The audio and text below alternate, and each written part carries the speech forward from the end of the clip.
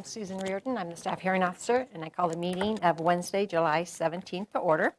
Today we have 2 items on the agenda, and I haven't received any requests for continuances or postponements, so we will hear them in the order that they appear on the agenda. The next item is announcements and appeals. I have no announcements, and we've had no recent appeals. The last one under preliminary matters is there anyone here in the audience who would like to address the staff hearing officer on items not on today's agenda? Seeing no one. We'll go to the first item, which is 34 West Mission Street, if the applicant would like to come up.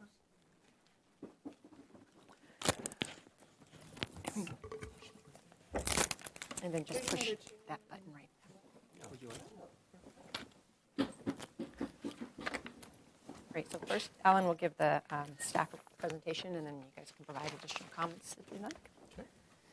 All right. Good morning. My name is Ellen Kokinda. Today's application for 34 West Mission Street, the applicant is requesting a parking modification to allow a reduction in the required parking spaces from 5 parking spaces to 3. The existing development, this is a 6,750 square foot lot in the CG zone. It's developed with a mixed-use building. And this is a Mission Revival style building. The walkway, garden, and pergola, as well as the building, are all part of the are all unaltered portions of the American film manufacturing company called Flying A Studios. This was Santa Barbara's only major motion picture studio. In 1998, this particular site was designated a city landmark, and in that landmark designation, the existing 2-car garage was not part of that designation. It was specifically excluded because it had been altered and there were no character-defining features of it. So it wasn't considered historically significant to the overall site.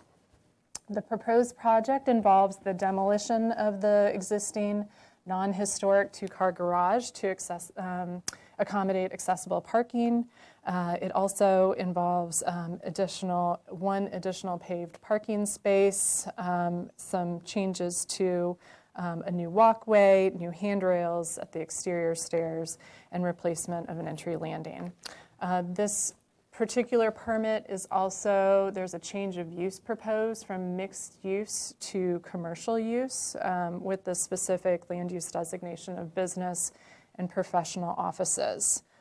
Just one thing, while I was looking at this, there was the slight difference in the archive plans with how the solar panels were set up. So there was a different configuration, which we determined to be as-built. And so this permit will also address just the as-built configuration, but there are really no changes to the solar panels on the roof. Per the urban historian's assessment, the garage can be demolished without a historic structures report.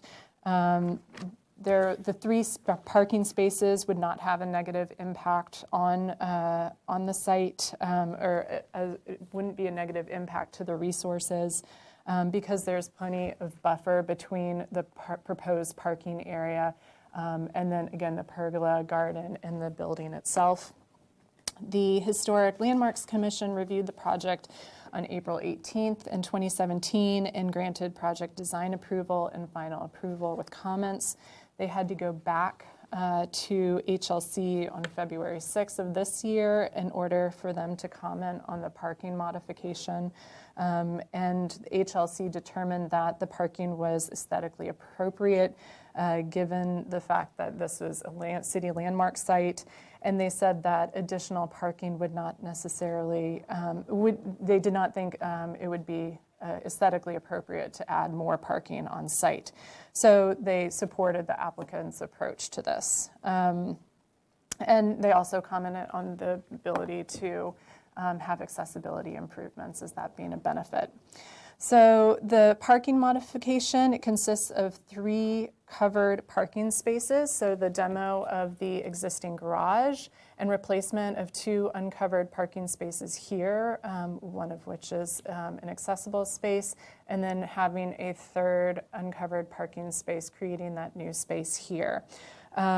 Only one of the 3 parking spaces can turn around on site and then go out of, this is Chapala Street, so it has 2 front setbacks. So this is Mission Street over here, Chapala. So this space has the maneuverability, or has the capacity to turn around on site and go out front forward. However, these 2 uncovered spaces would have to back out on site. And the reason why that's important is because our zoning ordinance does not permit for commercial use for people to back out of a property. And so as part of this, the applicant is requesting, would have to get a parking design waiver approved by the Public Works Director for these 2 spaces to back out off-site. And again, part of that is there's a historic wall here, so any change, so the applicant wasn't proposing any type of changes to modify that, again, being part of the landmark. Transportation staff reviewed this, felt that there was plenty of maneuverability capacity for this particular spot, and felt that they could support the backing out waiver for these 2 parking spaces. One, because the proposed use is business and professional offices, and so the idea behind kind of what's happening on site is that this wouldn't be very client or customer focused, so the idea that customers would not be coming into this particular driveway and parking there, that it would really be just for the use of employees. So that was really kind of important decision is in reviewing this project for transportation staff that, again, it's for people who use the site every single day, for the employees to park, and who kind of know how to navigate that. And also this configuration, just because it goes from kind of covered spaces to uncovered, is really no different than what's happening today on site. So generally, staff is supportive of the proposed parking modification because it does allow the reduction of spaces, still kind of maintains this really beautiful walkway, pergola, and historic building. Certainly we agree with the HLC and the city's urban historian saying that it would facilitate the preservation of the city landmark, and the fact that there's adequate separation between the parking, and the fact that transportation was willing to support the waiver in order for these 2 spaces to back out. So there is a condition as part of the requirement, again, that if there is a future change of use proposed, that transportation staff would have the ability to review it and make sure that they approve, because, again, this is specifically mostly geared towards employees and not customers coming in and out. And this project is exempt from the California Environmental Quality Act under categorical exemption 15301, existing facilities, and 15305, minor alterations to land use limitations. Our city's master environmental assessment report did identify that this project this site is located in an archaeological sensitivity area. However, there are surrounding reports, and the environmental analyst approved that the particular letter report could be waived because we don't necessarily anticipate, so standard conditions would apply for any kind of disturbance to the site. And we have not received any specific public comment on this project. So. Great, thank you. Would you like to state your name for the record and provide additional comments? Sure. I'm Jacob Nixto with Becker Henson Nixto Architects. I'm Tom Henson, Becker Henson Nixto Architects. And I'm Julie Nakagama. I'm the owner. Okay. And just a little bit of brief history. Peter Becker, the architect, purchased this property about 20 years ago. And as Ellen alluded to, he used it as a live-work situation for much of that time. And Tom and I worked for him, so we've been working in this particular building for about 20 years. Unfortunately, Peter passed away a few years ago, and Julie has residence elsewhere, so we're looking to kind of help wrap it up and tidy up and be able to use this as a solely commercial building. I think Ellen did a great job of running through the proposal and what we're looking to do.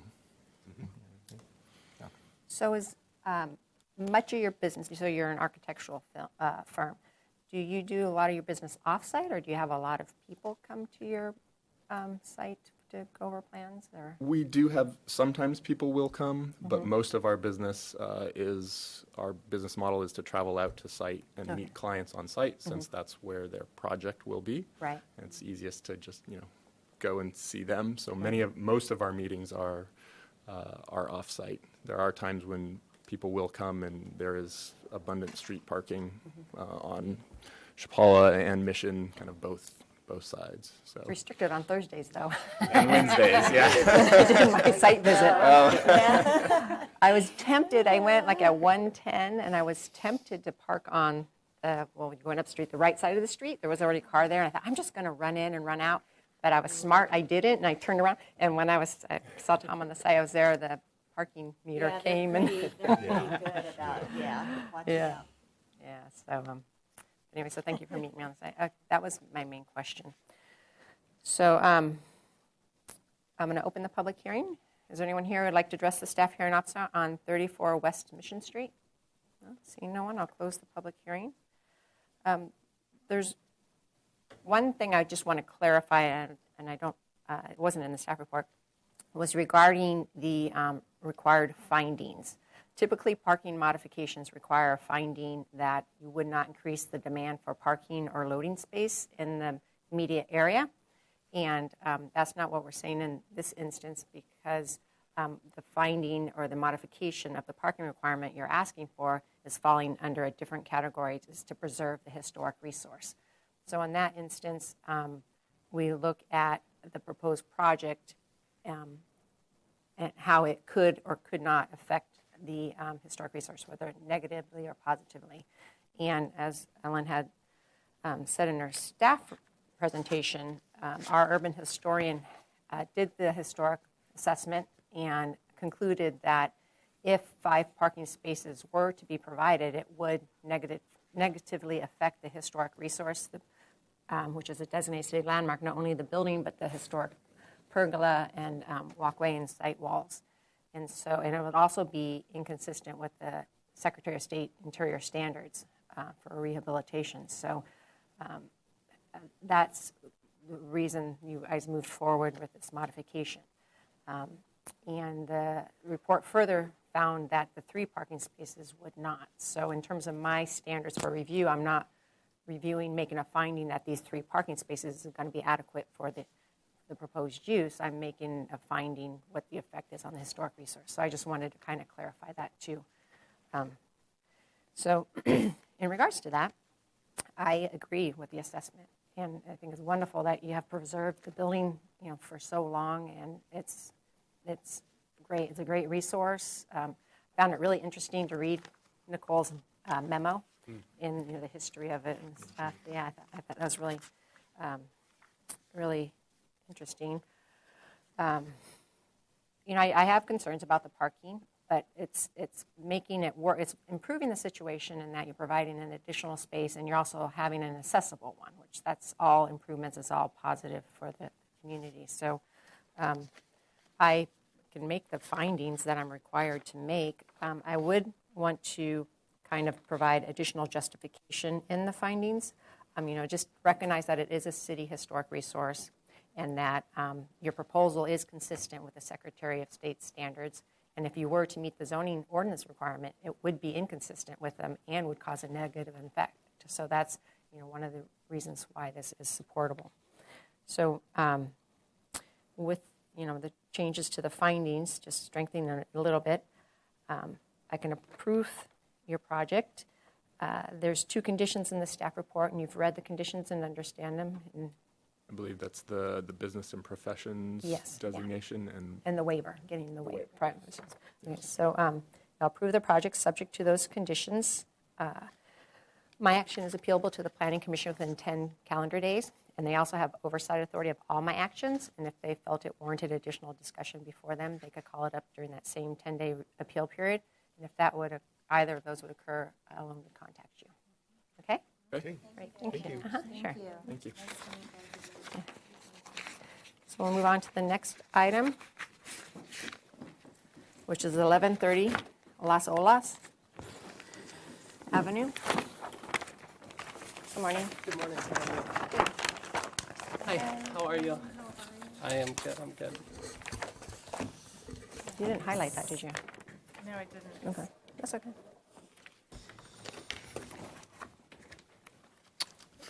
Should I introduce myself? Not yet, I'll ask you. Sorry. That's fine. Ellen, yeah.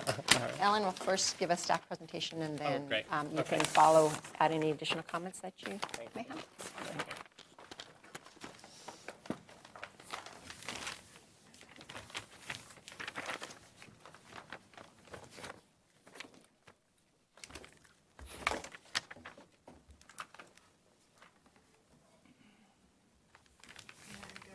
Yes, yeah, anytime you're ready.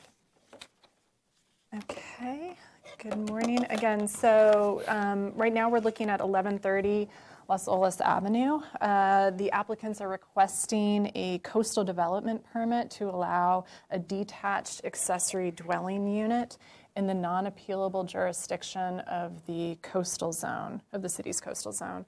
And then secondly, they're also requesting a modification to allow the total net floor area of the two-car garage to exceed 500 square feet.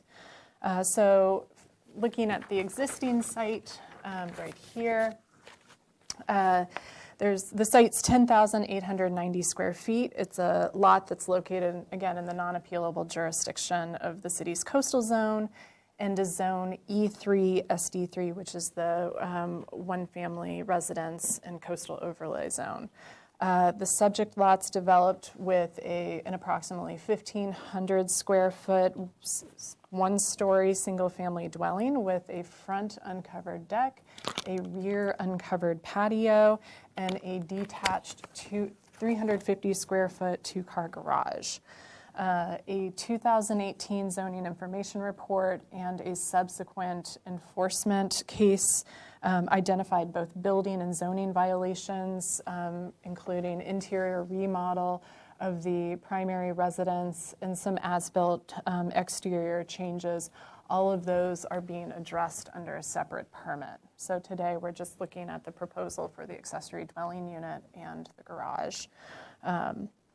So the project does consist of a proposal to demolish this existing two-car garage and construct a new two-car garage, a 588 square foot two-car garage with a 84 square foot accessory dwelling unit above. Other site improvements include removal of an as-built fountain in the interior setback, permitting of a water softener. It's not in the setback, but it was an unpermitted item that was noticed on a site visit when I went out there. And then a parking design waiver will be requested for approval by the Public Works Director in order to back out of a driveway that's longer than 75 feet with no turnaround on site. And then the applicant's also requesting a minor administrative exception for a wooden entry gate that's along the front of the property line. This was also an as-built item up here. So the project did go to the Single Family Design Review Board for the wooden entry gate because it exceeded the 3.5 feet in height within the first 10 feet of the front lot line. And that received project design and final approval on June 3rd of this year. Again, the request, the minor administrative exception is a staff level review that's approved by the Community Development Director or his designee. So that is to be resolved as part of this permit. So starting with the modification, if we want to turn to the floor plans, the city's zoning ordinance limits garages in the E3 zone to a total of 500 square feet. So here we have the proposed floor plan. Staff supports the modification request for the exceeding the 500 square feet in the E3 zone because the applicant is proposing to add 2 additional long-term bike parking spaces, as well as have additional space for the trash and recycling to be covered and to be out of the way. So we don't necessarily have it in any setback. And so generally, staff is supportive of this modification request because we think the exceeding the size of the 500 square feet is still modest. It's rather minimal. It supports the enlarging the accessory dwelling unit to be a little bit more livable space in terms of construction costs and how you develop with the accessory dwelling unit above.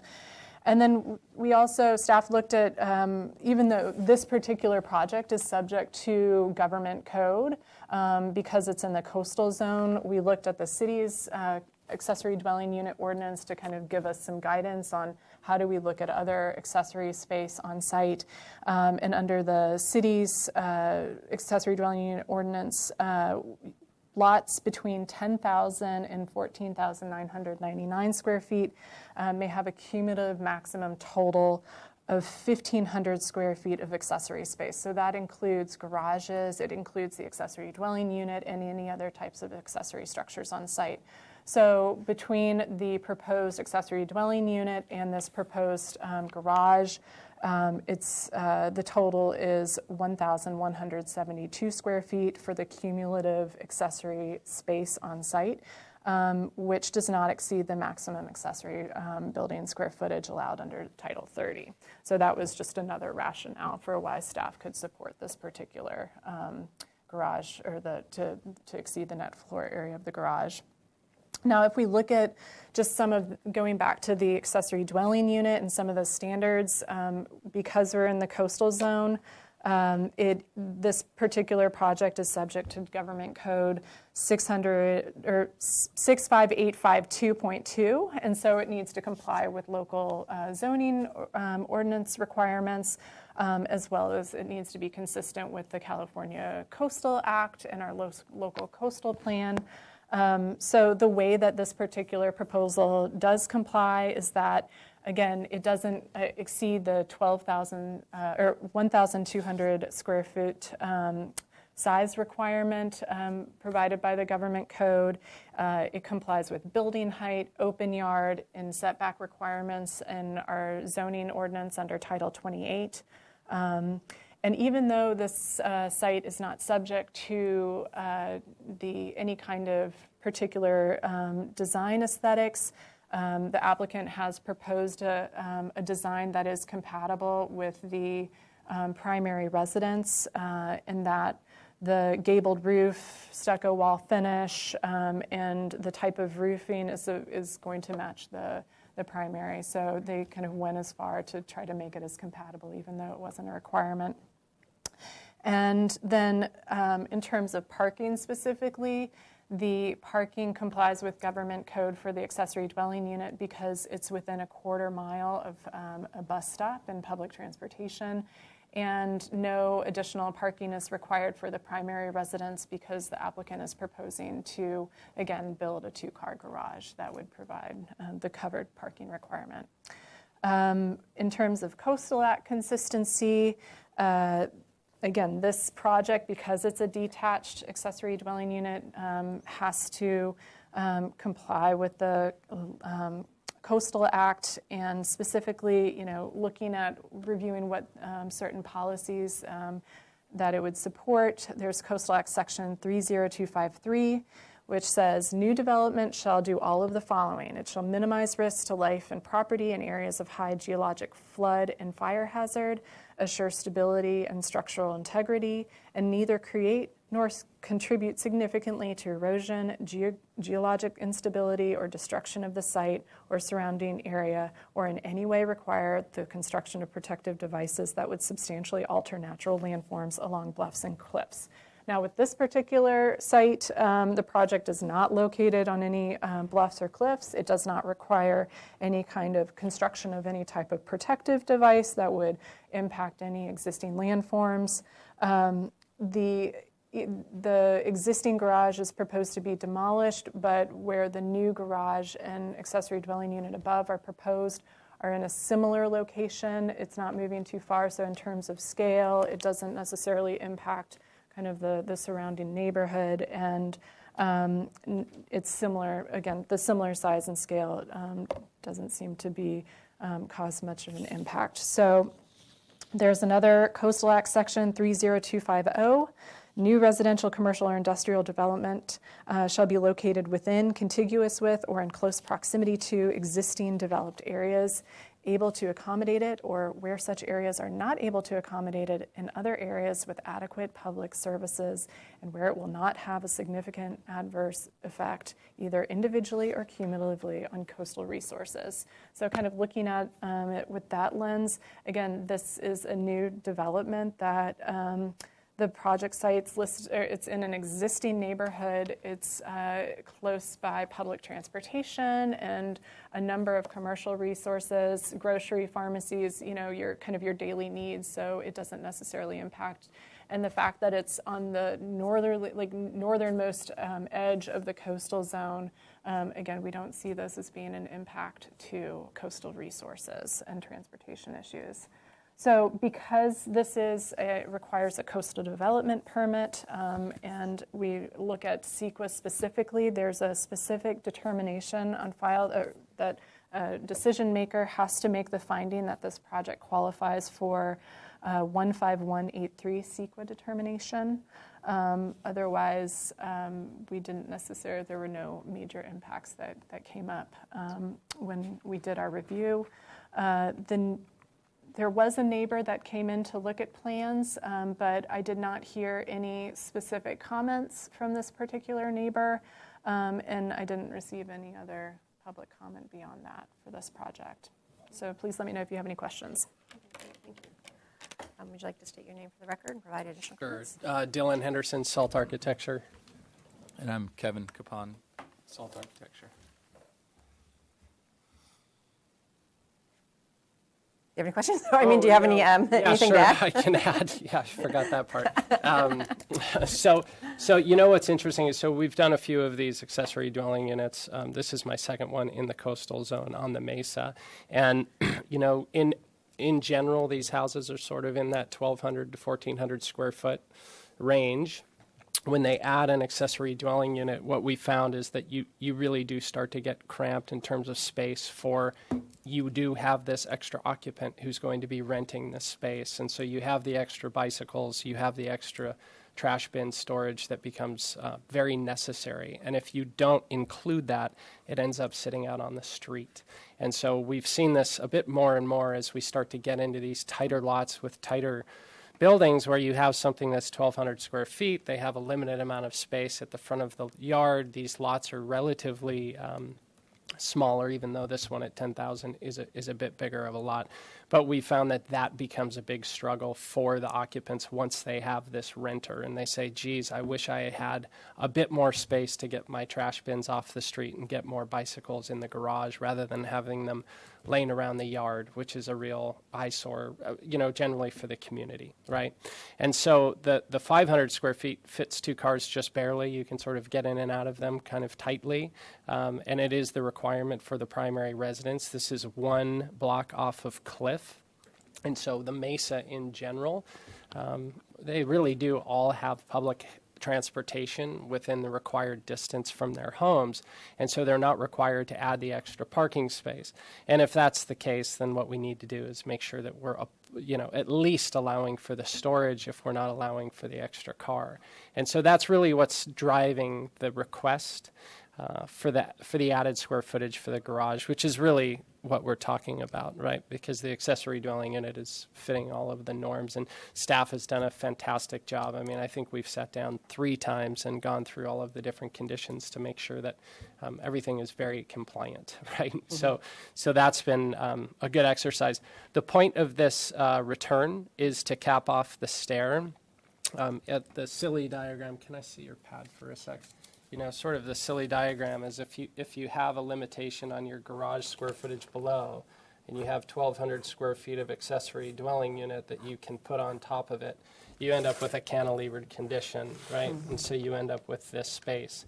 And those spaces typically just aren't very nice to deal with. They can be covered porches, but ultimately you want to square them off so that you don't have these little nooks and crannies where, well, things just accumulate. And so that's the point of that, is to square off for the stair so that the stair has, the stringer can bear into the wall and it can sort of continue up and just be a closed space. And then underneath, the theory would be that you would just close that off so that you had a nice square space so you could put small piece of furniture or something for plants or whatever it is that would aesthetically make it pleasing, as opposed to having a bunch of void space that you can't use appropriately. And so that was the point of the return. It also allows for some of the mechanical equipment for the accessory dwelling unit to go there, so you don't end up having things mounted all over the rear of the structure. And so that's really the impetus for the request, for the ask, and I think everything else is very compliant.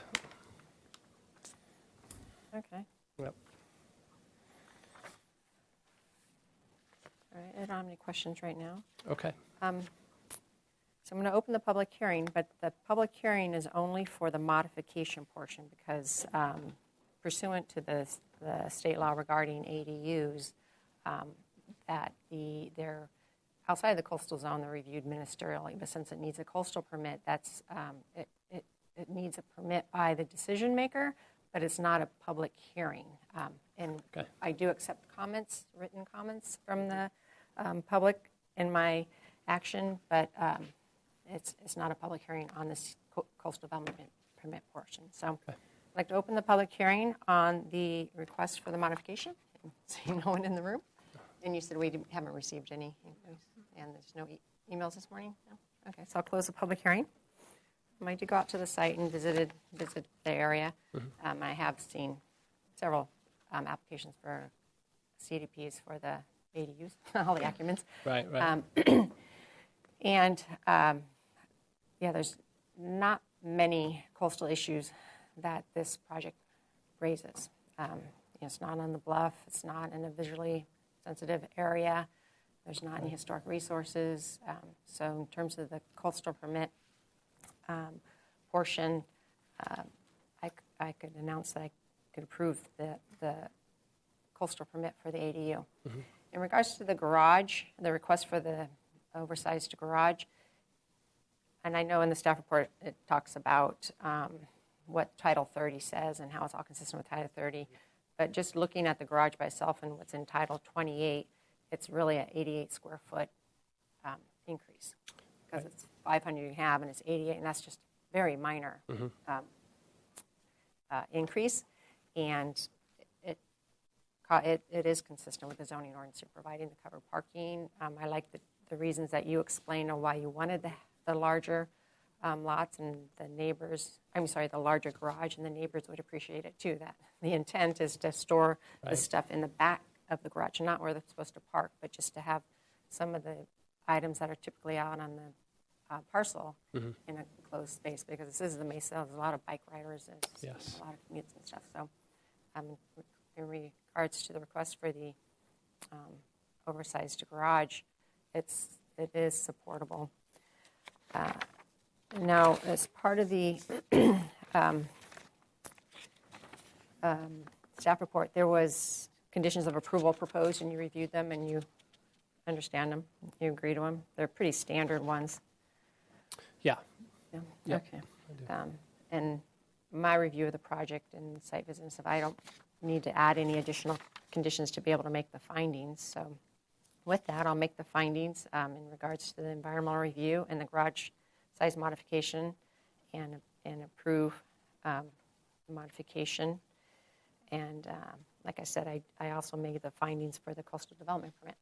Okay. So my action is appealable to the Planning Commission within 10 calendar days, and they also have oversight authority of all my actions, and if they felt this warranted additional discussion before them, they could call it up during that same 10-day appeal period, and if either of those would occur, Ellen would contact you. Okay. Okay? Understood. Great, thanks. All right. Thank you so much, Hi, Ellen. Jen. Thank you. Yeah, I enjoy the appreciate meeting. it.